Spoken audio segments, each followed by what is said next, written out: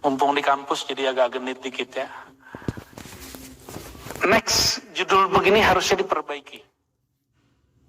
Bahwa tidak ada dikotomi dan kontradiksi antara dunia spiritual, tasawuf, dengan dunia modern. Karena kalau dia terpisah, sudah pernah ke Jepang? Pak Amra berapa kali ke Jepang?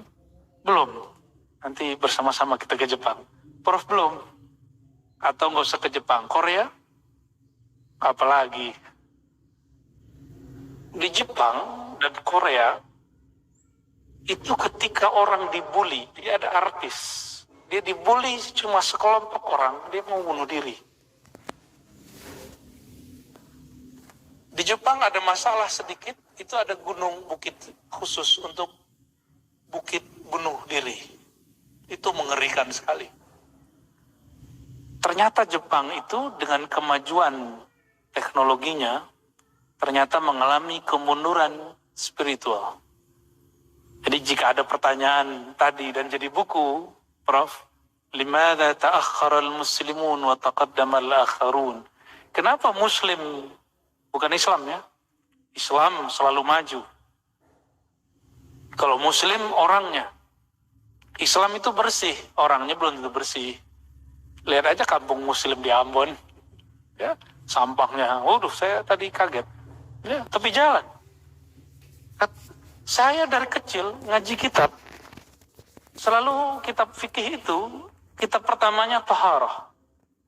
Dan dibuka selalu dengan at-tuhur syatrul iman, bersuci, suci, bersih, separuh iman.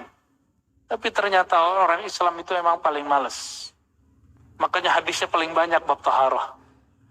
Karena Allah tahu orang Islam ini seperti itu. Tapi Islam bersih, orang Muslimnya yang belum tentu bersih. Tolong dibedakan. Muslim itu tidak suci, Islam suci. Inna ad-dina 'indallahil Islam. Islam tidak perlu dibela, Muslim perlu dibela. Allah nggak perlu, Allah nggak butuh kita. Yang justru kita yang perlu Allah. Kita yang perlu Islam. Islamlah yang membela kita, bukan kita yang membela Islam. Ini mohon maaf, perspektif kata-kata, ya, perspektif kata-kata. Boleh sepakat, boleh tidak, ya. Di kampus ini orang boleh berbeda dan perbedaan itu dipelihara. Sepakat? Ya.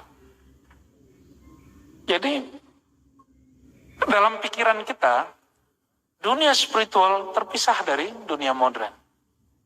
Saya masih ingat guru sejarah kebudayaan Islam kami dulu, ketika kami membahas kemunduran Islam, pertanyaan tadi, saya bertanya, Pak, kenapa Islam mundur? Dia langsung mengatakan, kamu buka halaman sekian, baca.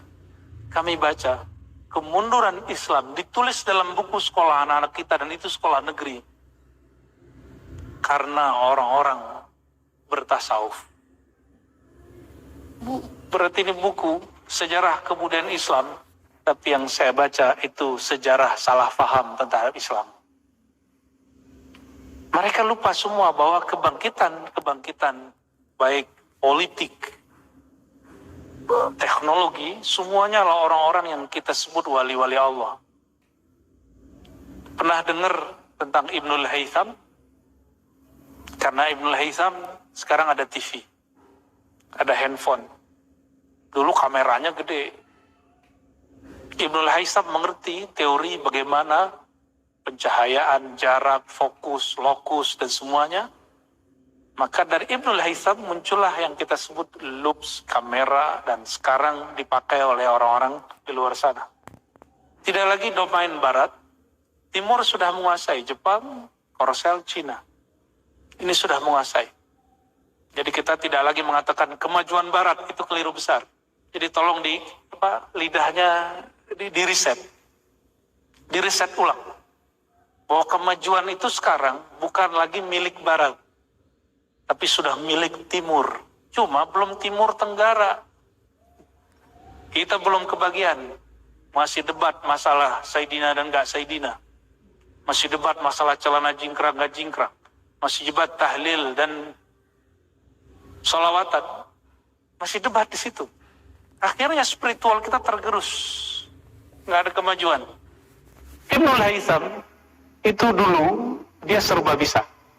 Dia menjadi penasehat kayak PU, kayak ketua PU-nya Raja Mesir. Nil itu setiap musim hujan meluap. Maka dipanggil Ibnul Haytham, kamu bisa urus irigasi. Kata dia, oh siap. Dia gambar semuanya. Di idenya udah tergambar. Air ngalir ke sini, masuk ke sini, irigasi ke sini, berapa kubik air keluar, masuk, semuanya sudah selesai. Tapi dalam prakteknya, orang Mesir tidak siap untuk kemajuan itu. Akhirnya gagal proyek. Maka sang raja mengatakan, cari Ibnul Haytham, tangkap dia, bunuh dia. Ibnul Haytham apa yang dilakukan? Saking cerdasnya orang. Dia pura-pura gila. Lalu dia pakai baju coban camping, pakai celana ala kadarnya, lalu ngomong-ngomong sendiri. Ketika Algojo datang, bingung menangkap dia. Jenggotnya dipanjangkan. Orang Mesir itu kalau jenggot panjang bentuknya sama semua. Sama seperti orang Ambon Malaysia yang laki-laki kalau berjenggot. Seperti orang Arab. Arab ma'lum. Allahumma salli ala Muhammad. Tapi saya serius. Orang Ambon itu lebih berbulu dari orang Sumatera. Tapi itu bukan revolusi. Jangan salah paham. Karena saya tidak mau. Itu Ibnul Haytham meninggal rajanya, baru dia kembali pakai baju filosof, sufi. Pakai serban, pakai jubah sufi. Lalu dia ternyata di masa kegilaan itu malam-malam dinulis. Tulis, jadi dia sembunyi di satu kamar, dia lobongin kamar, macam-macam. Jadilah teori lensa. Jadi memang harus ada orang-orang gila itu. Dan Indonesia kekurangan orang gila ini. Dan saya sebagai salah satu orang gila yang hari ini muncul. Anak muda ngomong tasawuf. Gila. Dulu bayangan tasawuf orang tua, benar nggak Prof? Dan kita lagi ikut memainkan kegilaan itu. Ya, dan yang nuduh saya gila kan sudah banyak. Nuduh sesat, udah lengkap. Ibnul Haytham awal berkarya sama, ya. Tapi saya tidak bangga dengan kegilaan ini, ya. Ya, saya cuma minta ampun kepada Allah jika karena saya orang menjadi menghujat. Itu sifat buruk, ya. Dunia spiritual itu yang berjasa mendirikan negara Islam yang disebut Al-Ayyubiyah. Masih ingat Salahuddin Al-Ayyubi? Salahuddin Al-Ayyubi, akidahnya Asy'ari, belajar sifat 20, Allah wujud kidam baqa. Dia yang kemudian kumandangkan di semua masjid.